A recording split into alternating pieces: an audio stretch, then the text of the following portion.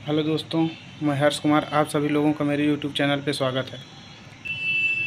आज परसेंटेज के नए क्वेश्चन के साथ हर्ष कुमार।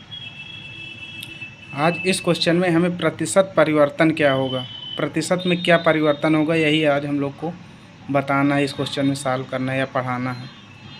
देखिए आप लोग, पहला क्वेश्चन है, चीनी के मूल्य में 10% की कमी हो गई जिससे चीनी की खपत को पहले की तुलना में 10% बढ़ा दिया जाए तो बताओ खर्च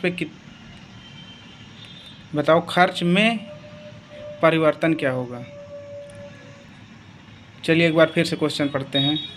चीनी के मूल्य में 10% की कमी हो गई जिससे चीनी की खपत को पहले की तुलना में 10% बढ़ा दिया जाए या बढ़ा दिया गया तो बताओ खर्च में परिवर्तन क्या होगा। इसे सॉल्व करते हैं।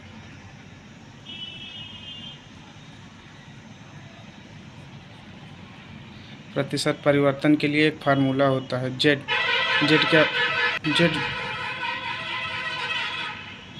जेड जो है वो परिवर्तन होता है। इस इक्वल में होगा x plus y plus x multiply y upon 100। ये एक हमारा एक फार्मूला है जो प्रतिशत परिवर्तन को निकालने में हमारी मदद करेगा। चलिए अब सॉल्व करते हैं। देखिए एक्स क्या हो रहा है, 10% की क्या हो रही, कमी हो रही है। तो यहाँ पास 10% की कमी होगा तो कमी क्या हो रहा है, तो इसीलिए इस कमी हो रही है इसलिए माइनस का साइन लेंगे 10। फिर उसके बाद वाई दूसरे में क्या हो रहा है, बढ़ रहा है तो प्लस होगा, प्लस यहाँ साइन लेंगे। यहाँ पास क्या होगा 10, फिर प्लस का साइन लगाया। इसके बाद एक्स का मान क्या है -10 और यहाँ पास वाई का मान क्या है 10। अब इसको हम सॉल्व कर लेंगे, सिंप्लीफाई करेंगे। अब सिंप्लीफाई करना तो आता ही होगा आप लोगों को। जैसे 10 है, ये -10 है, ये प्लस में है माइनस में है तो दोनों कैंसिल हो जाएंगे। अब ये वाला बचा। अब यहाँ माइनस है, यहाँ पास प्लस है। माइनस और प्लस का जब कभी मल्टीप्लाई होगा, ये माइनस है, यहाँ पास प्लस माइनस का गुणा क्या होगा, माइनस। ये क्या होगा, 10 का 10 में गुणा हो जाएगा, 10 का 10 में गुणा होगा 100 और ये नीचे क्या है 100। जब 100 को 100 से काट देंगे तो क्या हो जाएगा -1। अब 1% आया है। अब एक जो माइनस आया ये परसेंटेज हो गए। 1% क्या हो रहा है, हमारे पास माइनस में आ रहा है। अगर जब कभी भी माइनस में आएगा तो ये क्या होगा, कमी होगी। कितने परसेंट की कमी हो गई, 1% की। तो ये कह रहा है चीनी के मूल्य में 10% की कमी हो गई जिससे चीनी की खपत को पहले की तुलना में 10% बढ़ा दिया जाए जिससे खर्च पे क्या प्रभाव पड़ेगा, खर्च पे -1% की कमी हो जाएगी। चलिए दोस्तों नेक्स्ट क्वेश्चन है, आयत की लंबाई को, दूसरा क्वेश्चन है, आयत की लंबाई को 20% बढ़ा दिया जाए जबकि उसकी चौड़ाई को 10% कम कर दिया जाए तो खर्च में कितने परिवर्तन होगा। आइए इसको सॉल्व करते हैं। सॉल्व क्या होगा, प्रतिशत परिवर्तन बताना है, मतलब जेड का मान बताना है। उसके बाद लंबाई मान के चलिए एक्स से कितना हो रहा है, 20% वृद्धि हो रही है। फिर उसके बाद क्या हो रहा है, कमी हो रही है। कमी के लिए क्या होगा, माइनस साइन लेंगे, 10 हो जाएगा। फिर उसके बाद यहाँ प्लस साइन होता ही है। इसके बाद क्या हुआ, वृद्धि हुई है तो 20%। फिर उसके बाद गुणा 10 क्या है माइनस में है अपॉन 100। अब इसको सॉल्व करेंगे तो 20 है, 10 है, 20 में से 10 जाएंगे क्या हो जाएगा, 10 हो जाएगी। इसमें से घट रहा है तो इसलिए इसका साइन लगेगा। फिर यहाँ प्लस है और यहाँ प्लस है, यहाँ माइनस है, प्लस माइनस गुणा क्या होगा, माइनस हो जाएगा। तो ये 2 है, सॉरी 20 है, 20 का 10 में गुणा होगा तो क्या होगा, 20 धाम 200 अपॉन 100 है। ये 100 में 100 से कट जाएगा, कितने बार में, 2 बार में। तो यहाँ पास क्या हो जाएगा, 10 - 2 = 10 में से 2 गया तो क्या हो गया, 8 हो जाएगा, 8% हो गया। अब यहाँ पास देखो माइनस साइन नहीं लगाया, माइनस साइन नहीं लगा तो क्या हो गया, हमारे पास वृद्धि हो गई। इसके पहले क्वेश्चन में क्या था, माइनस आ गया था, माइनस आ गया तो मतलब 1% की कमी हो गई। इसमें +8 आ गया, +8 आ गया तो मतलब ये वृद्धि हो गई। अब कह रहा है यदि आयत की लंबाई में 20% बढ़ा दिया जाए जबकि उसकी चौड़ाई को 10% कम कर दिया जाए, खर्च में कितने % की परिवर्तन होगा। तो उस खर्च में कितना % का परिवर्तन होगा, 8% का, जो क्या होगा, खर्च में परिवर्तन 8%, मतलब जो खर्च में प्रतिशत परिवर्तन होगा 8% की उसमें वृद्धि हो जाएगी। दोस्तों अब नेक्स्ट क्वेश्चन है, एक वर्ग को 10% बढ़ा दिया गया, एक वर्ग को 10% बढ़ा दिया गया तो वर्ग के क्षेत्रफल में कितने प्रतिशत परिवर्तन होगा, यही हमको फाइंड करना है। इसको सॉल्व करते हैं।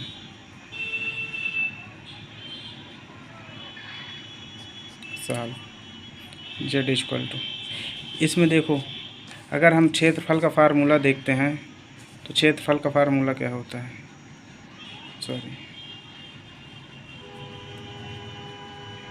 क्षेत्रफल equal to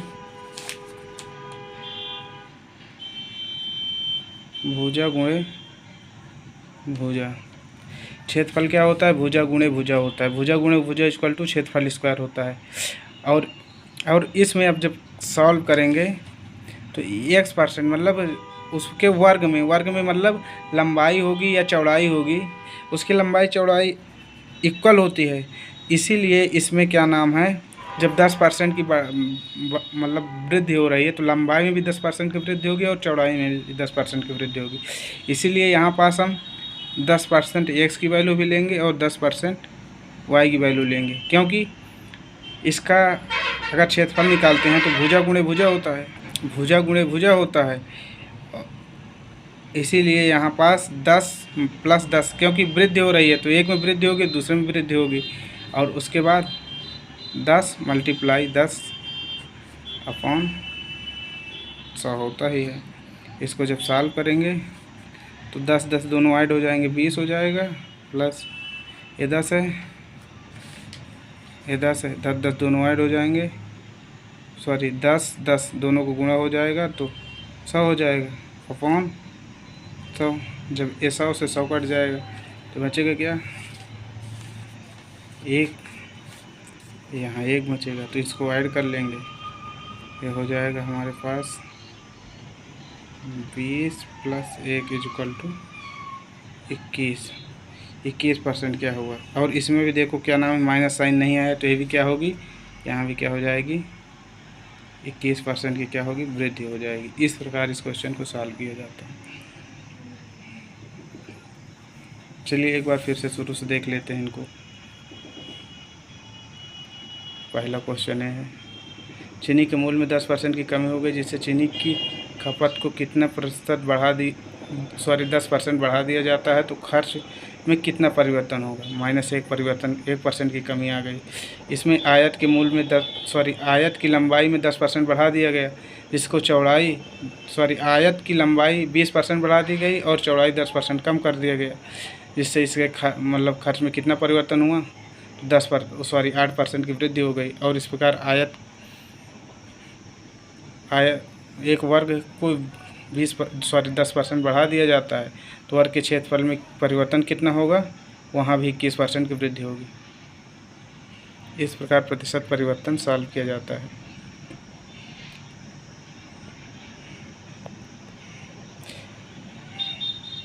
air calculation easy है। मेथड अच्छा लगा तो चैनल को सब्सक्राइब कर देना और शेयर भी कर देना। Thank you.